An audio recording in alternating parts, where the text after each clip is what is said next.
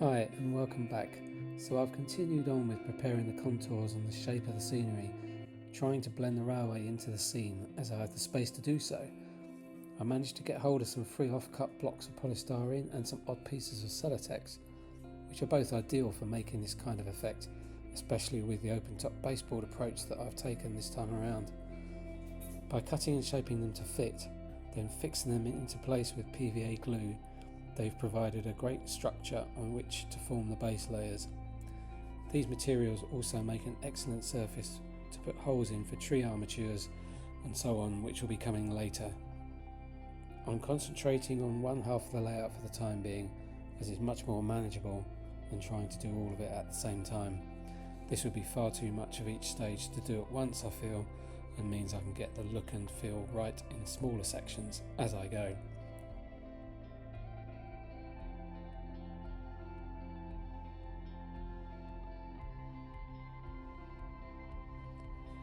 So having made the base layers, I then covered them in plaster bandage or mod rock. This gives a good base for scatter and static grass as it covers the gaps and helps me to shape areas that may not have been formed right when doing the polystyrene sections in the first phase. The plaster is dipped into water using a painting tray, as I'm sure you all know, and then simply applied where required. It takes a couple of days to cure, but forms a rock hard structure ready for the next bit, which will be the sculpting mould and the painting.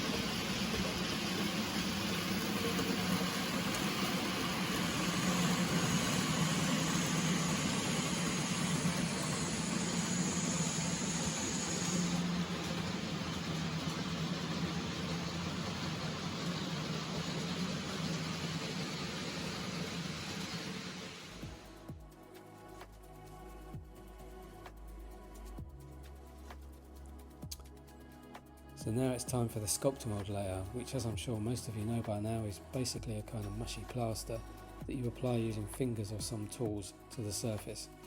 This allows me to build up the surface layer into smoother or more rocky terrain depending on what I want to achieve. Again, this layer takes quite a while to go off and can be smoothed a bit here and there if you manage to catch it in the first 15 minutes or so. I have found a spray bottle of water useful to keep it pliable as it can dry whilst I'm working on it.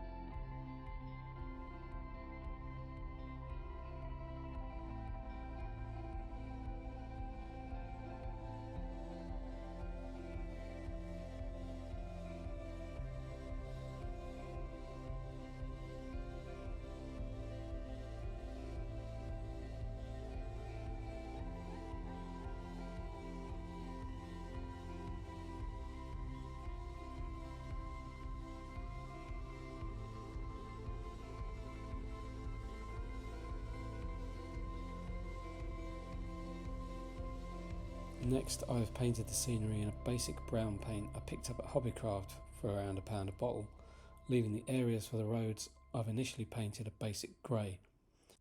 For the roads I'm using roadstone from Atwood Aggregates, as this gives me a really fine surface dressing, just about good enough for N-gauge, whilst for the landscape I'm initially starting off with Jarvis Earth Scatter. I've fixed them both using a PVA and water mix.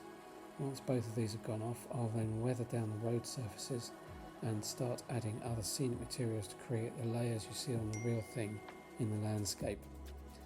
I've looked at the landscape around me to get an idea of how it would look and where there's tall grass, bushes, bare patches and so on, and hopefully I can replicate some of that as I go.